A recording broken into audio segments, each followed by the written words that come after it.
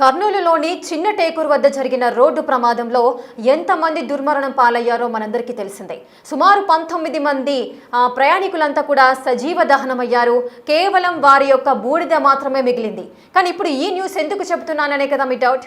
So ఈ విధంగా బూడిద ఎవరిదైతే మిగిలిందో, ఈ అగ్నికి ఎవరైతే ఆహుతయ్యారో 19 మందికి సంబంధించి వారు ఏదైనా బంగారాన్ని ధరించారో లేదంటే వెండి ధరించి కూడా ప్రయాణాలు చేస్తూ ఉంటారు. సో అటువంటి వారంతా కూడా సజీవ దహనమైన నేపథ్యంలో, అగ్నికి ఆహుతైపోయిన నేపథ్యంలో వారి శరీరాలని కూడా కాలి బూడిదయ్యాయి. ప్రజెంట్ మీరు బిగ్ టీవీ స్క్రీన్ పైన ఆ కాలిపోయిన బస్సును చూడొచ్చు. కానీ కొంతమంది దురాశతో ఏం చేస్తున్నారు అంటే, ఆ కాలిపోయిన బూడిదలో తమ బ్రతుకు తెరువు కోసం ఏదైనా లభిస్తుందేమోనంటూ కూడా వెతుకులాట ప్రారంభించారు. ఎస్, మీరు చూస్తున్నారు, మీరు వింటున్నది కూడా నిజమే. చాలా మంది కూడా ఆ జాతీయ రహదారి ఏదైతే ఉందో కర్నూలులో బస్సు ప్రమాదం జరిగిన చోటకి అక్కడికి చేరుకుని చాలా మంది కార్మికులు కానీ లేదంటే కూలీలు లేదంటే వారి బ్రతుకు తెరువు కోసం అవసరమైన వారు అక్కడికి చేరుకోవడం జరుగుతోంది. ఆ బూడిదనంతా కూడా వారు తీస్తున్నారు. ఏంటి బూడిదని తీసుకుంటున్నారు? చనిపోయిన ఆ మృతదేహాలకు సంబంధించిన బూడిదని వాళ్ళంతా కూడా చెక్ చేసుకుంటున్నారు. దాంట్లో ఏం దొరుకుతుందో అంటూ కూడా వెతుకుతున్నారు. ఆ బూడిదలో ఏం దొరుకుతుంది అనే కదా మీ డౌట్. సో ప్రయాణికులు ఎవరైతే నగలు కానీ లేదంటే ఏదో ఒకటి బంగారానికి సంబంధించి కూడా కొన్ని ఆర్నమెంట్స్ ధరిస్తూ ఉంటారు. సో వెండి కూడా ధరిస్తూ ఉంటారు. ఆ బస్సు ప్రమాదంలో అగ్ని ఏ విధంగా ప్రజ్వలిల్లిందో ఆ విధంగా బాడీస్ అన్ని కూడా కేవలం బూడిద మాత్రమే మిగిలింది. అంత భారీ ఎత్తున అగ్ని ప్రమాదం జరిగినప్పుడు ఆ ఆర్నమెంట్స్ కూడా కాలిపోయి ఉంటాయి. సో అందుకో ఆ వెండి కానీ బంగారం కానీ కరిగిపోయినప్పుడు ఆ బూడిదలో మిగులుతుంది. కాబట్టి ఆ బూడిదనంతా కూడా వారు సంచుల్లో ఎత్తుకొని ఆ దగ్గరలో ఉన్న ప్రాంతానికి వాళ్ళు తీసుకెళ్తున్నారు. మరి బూడిదని తీసుకెళ్ళి ఏం చేస్తారు? ఇందులో ఏం దొరుకుతాయి వీళ్లకు అని చాలా మంది ఆలోచిస్తూ ఉంటారు. ఎస్, మీరు బిగ్ టీవీ స్క్రీన్ పైన మీరు చూడొచ్చు. అక్కడికి చాలా మంది ఆ ప్రజలు కానీ వారి బ్రతుకు పోరాటమైన అనుకోవచ్చు మనము. ఎందుకంటే ఈ బూడిదని తీసుకెళ్ళి ఏం చేస్తారు? ఒకవైపు బ్రతుకు పోరాటం కొద్దీ వారు ఎంతో ఆవేదనతో మేము ఎప్పుడు బస్సులో నుంచి బయట పెడతామా, మా ప్రాణాలు ఏ విధంగా కాపాడుకోవాలి అంటూ కూడా వారు ఎంతో మనోవేదనతో వారి కుటుంబాల పరిస్థితి ఏంటి, రేపు మేము ఈ విధంగా చనిపోతే మా బిడ్డల పరిస్థితి ఏంటి, అటు తల్లిదండ్రులు కానీ కుటుంబ సభ్యులు కానీ మేము లేకపోతే వారు ఏ విధంగా జీవిస్తారు. అదేవిధంగా కొంతమంది యూత్ కూడా చనిపోయారు అదే బస్సు ప్రమాదంలో. వారు ఎన్నో కలలు కనుంటారు వాళ్ళ యొక్క భవిష్యత్తు కోసం. ఇంకా కొంతమంది ఇంటర్వ్యూల కోసం వెళ్తున్నారు, మరికొంతమంది జాబ్ పర్పస్ వెళ్ళిపోతున్నారు, మరికొంతమంది పండుగ జరుపుకొని తిరిగి వారి గమ్యస్థానాలకు చేరుకుంటున్నారు. సో ఈ విధంగా ఎవరి ఆలోచనలు వారికి ఉన్నాయి, ఎవరి అంబిషన్స్ వారికి ఉన్నాయి, ఎవరి లక్ష్యాలు వారికి ఉన్నాయి, రేపు ఏం చేయాలి అనే ఆలోచనతో కూడా చాలామంది ఉన్నారు. సో అటువంటి వారంతా కూడా బస్సుల్లో ప్రయాణిస్తూ వెళ్తున్న సిచ్యువేషను. అర్ధరాత్రి అంటే తెల్లవారుజామున 2:45 నుంచి 3 గంటల మధ్యలో ఈ కర్నూలు దగ్గరున్న చిన్న టేకూరు జాతీయ రహదారి పక్కన ఈ ప్రమాదం జరిగింది. ఒక బైక్ వచ్చి ఢీకొనడం వల్ల ఈ కర్నూలులో ఈ యాక్సిడెంట్ అయితే జరిగింది. సో వెంటనే మంటలంతా కూడా బస్సులు మొత్తం వ్యాపించాయి. లోపల సుమారు 39 మంది 40 మంది ప్రయాణికులు అందులో ప్రయాణిస్తున్నారు, డ్రైవర్స్తో పాటు. సో మంటలు ఎప్పుడైతే చెలరేగాయో వారంతా కూడా బయటికి రాలేక, ఎందుకంటే స్లీపర్ బస్ కాబట్టి బయటకు వచ్చే సిచ్యువేషన్ లేదు. అటు ఎగ్జిట్ డోర్స్ కూడా కాస్త లేట్గా ఓపెన్ అవ్వడంతో ఆ విధంగా ప్రాణ నష్టం అయితే ఎక్కువగా జరిగిపోయింది. మళ్ళీ అది కూడా అర్ధరాత్రి జరిగిన నేపథ్యంలో ఆ బస్సు ప్రమాదం అనేది ఎక్కువగా జరిగి సుమారు 19 మంది ప్రాణాలు కోల్పోయారు. వారి యొక్క డెడ్ బాడీస్ కూడా వారి యొక్క చివరి చూపు చూసుకోవడానికి కూడా కుటుంబ సభ్యులకు దొరకకుండా పోయింది.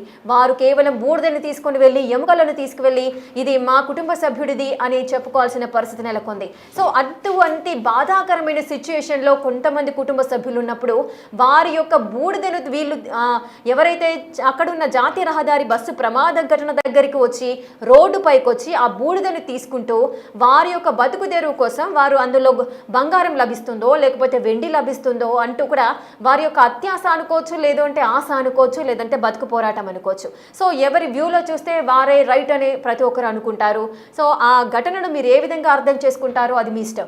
కానీ ఆ బూడిదలో వారు వెతుకుతుంటున్నారు. బంగారం దొరికితే మాకు ఏదన్నా హెల్ప్ అవ్వచ్చు, మేము బ్రతకడానికి అది యూజ్ అవ్వచ్చు అంటూ కూడా ఆ బంగారాన్ని వెతుకుంటున్నారు.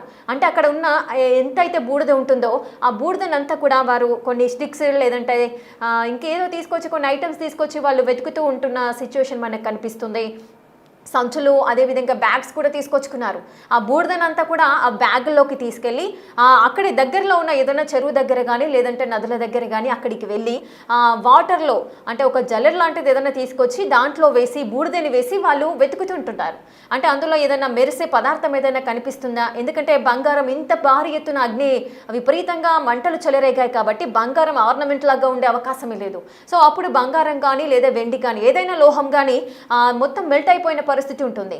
సో అలాంటప్పుడు మొత్తం మెల్ట్ అయినప్పుడు ఆ బూడిదలో వారు ఆ వాటర్లో వేసి వాళ్ళు ఇలా జల్లెడ పట్టడం కానీ ఈ విధంగా చేస్తుంటారు. కాబట్టి కొంచెం మెరిసే పదార్థం ఏదైనా కనిపిస్తే అది వెండి కావచ్చు బంగారం కావచ్చు వారికి ఉపయోగపడుతుంది అంటూ కూడా ఆ విధంగా బూడిద దగ్గరికి వెళ్ళి ఆ బూడిదని తీసుకెళ్తున్న సిచ్యుయేషన్స్ ఒక పక్క చూస్తుంటే వారి బ్రతికి పోరాటానికి ఏ విధంగా అర్థం చేసుకోవాలో మనకు అర్థం కావట్లేదు. అంటే ఒక పక్క ప్రాణాలు కోల్పోయిన సిచ్యుయేషన్స్, వారి కుటుంబ సభ్యులు ఎంతో బాధాతప్త హృదయాలతో ఉండుంటారు.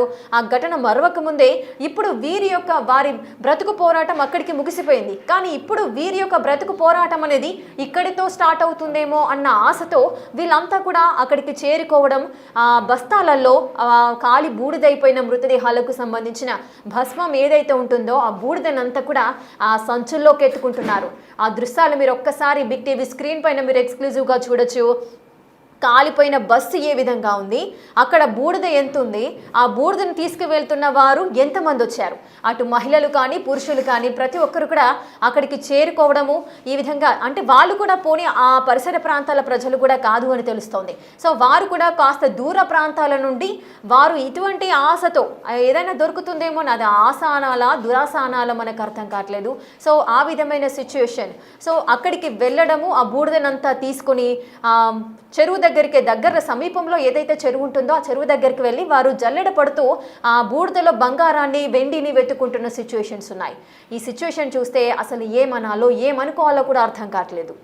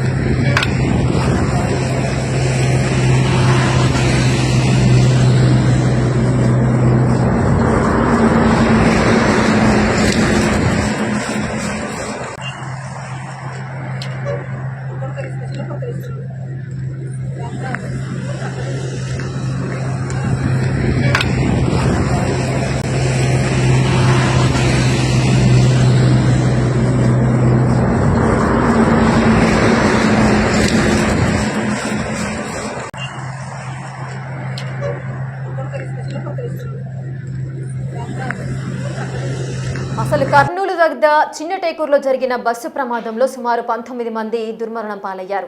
బ్రతికుండగానే ఆ మంటలు వ్యాపించడం వల్ల ఊపిరాడక మంటల్లో కాలిపోయి సజీవ దహనమయ్యారు. ఈ 19 మందికి సంబంధించి ఏదైతే బూడిద మిగిలిందో ఆ బూడిదలో ఏదైనా వారు ధరించిన బంగారం కానీ వెండి కానీ వారికి లభిస్తుంది అన్న ఆశతో కొంతమంది దూర ప్రాంతాల నుంచి కూడా ప్రజలు అక్కడికి కార్మికులంతా కూడా వెళ్ళి వారి యొక్క బంగారం దొరుకుతుందేమో అన్న ఆశతో బస్తాలలో ఆ భస్మాన్ని వారు బస్తాలలో చేర్చుకొని దగ్గరలో ఉన్న చెరువు దగ్గరికి వెళ్ళి దాన్ని జల్లెడ పట్టడము ఈ విధంగా బంగారం కోసం వాళ్ళంతా కూడా వెతుకులాట ప్రారంభిస్తున్నారు. అక్కడ సిచ్యువేషన్ ఏ విధంగా ఉంది, అసలు బస్సు ప్రమాదానికి సంబంధించి అలాగే ఎందుకు బూడిదలో బంగారాన్ని వెతుకుంటున్నారో ప్రజలంతా, సో దీనికి సంబంధించిన వివరాలు మా ప్రతినిధి శివశంకర్ అందిస్తారు.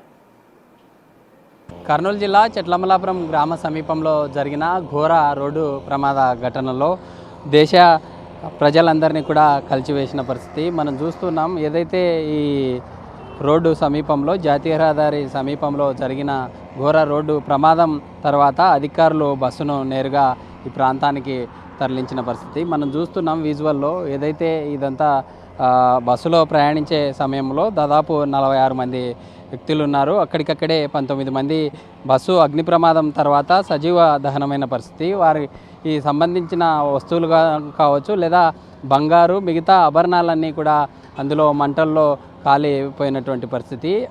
కొందరు మహబూబ్ నగర్కు చెందిన వారు కొందరు ఇక్కడికి చేరుకొని ఏదైతే బస్సు ప్రమాద ఘటన చోటు చేసుకున్న తర్వాత అది ఉండే బూడిది ఏదైతే ఉందో బూడిదినంతా సేకరించి నేరుగా ఇక్కడ నుండి మహబూబ్ నగర్ చెందిన కొందరు వ్యక్తులు ఇక్కడికి చేరుకొని బంగారు కావచ్చు లేదా వెండి ఆభరణాలను తీసుకెళ్తున్న పరిస్థితి మనం విజువల్లో చూస్తున్నాం. ఆ ఆటో ఏదైతే ఉందో ఇక్కడ నుండి నేరుగా సంచులను తీసుకొని ఆటోలో తరలించి ఒక నీటి సంబంధిత కుంట కానీ లేదా వాటర్ ఉండే ప్రాంతానికి తీసుకెళ్ళి మొత్తం క్లీన్ చేసి అందులో ఉండే ఆభరణాలు ఏమన్నా లభిస్తున్నాయనే కోణంలో వారు ఈ యొక్క ప్రాంతంలో వాటి కోసం అన్వేషిస్తున్న పరిస్థితి. ఈ ఘటన తర్వాత కొందరిని ఈ ఘటన దేశ యావత్తు ప్రజలందరినీ కూడా అందరినీ కలిచివేస్తే వీరు మాత్రం తమ అదృష్టాన్ని పరీక్షించుకునే వాటి కోసం ఈ ప్రాంతానికి చేరుకొని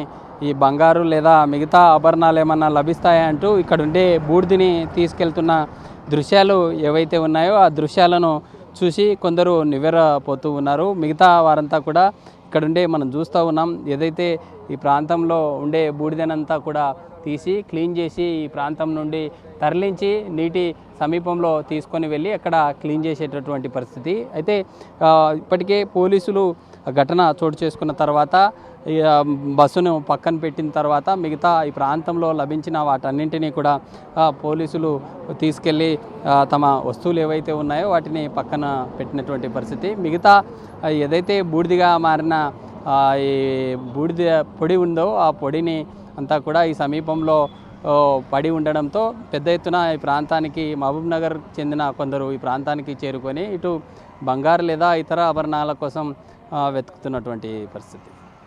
రాజుతో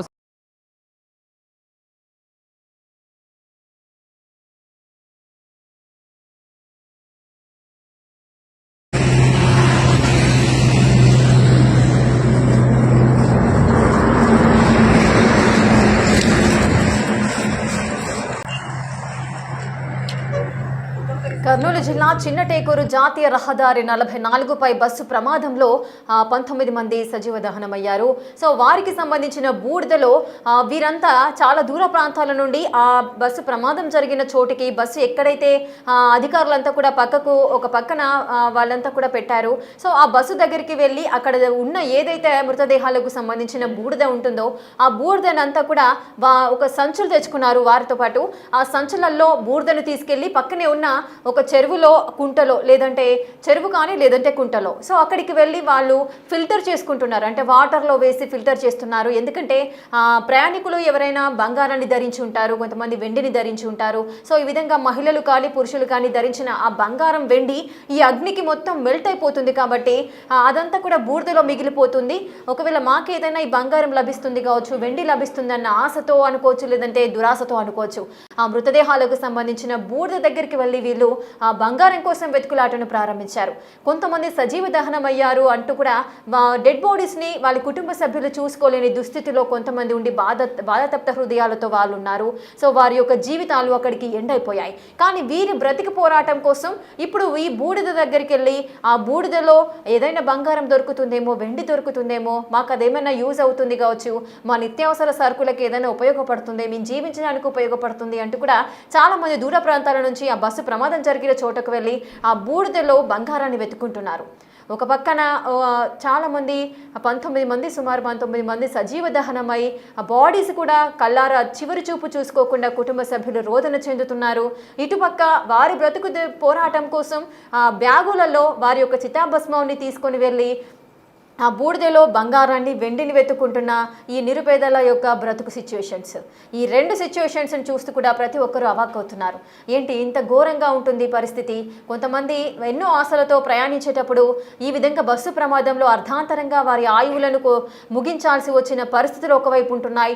మరొక వైపు వారి యొక్క చితాభస్మంకి సంబంధించి ఏదైనా బంగారం కానీ వెండి కానీ వారు వేసుకున్నవి ఆ అగ్నికి ఆహుతైపోయి మెల్ట్ అయిపోయి ఉంటాయి. సో వాటిని వెతుక్కునే సిచ్యువేషన్స్లో వీరంతా కూడా దూర ప్రాంతాల నుంచి ఆ ప్రమాద స్థలికి చేరుకొని ఆ బూడిదను బ్యాగుల్లో నింపుకొని వెళ్ళి ఆ చెరువులు నదుల దగ్గరికి వెళ్ళి ఆ నీళ్ళల్లో వాటిని ఫిల్టర్ చేసుకుంటూ కూడా ఏదైనా మెరిసే వస్తువు ఏదైనా కనిపిస్తుందా, అది బంగారమేమో అంటూ కూడా వారు అత్యాశతో లేదంటే ఆశతో అనుకోవచ్చు. సో ఈ విధంగా వారి బ్రతుకు పోరాటానికి నెట్టుకొస్తున్నారు.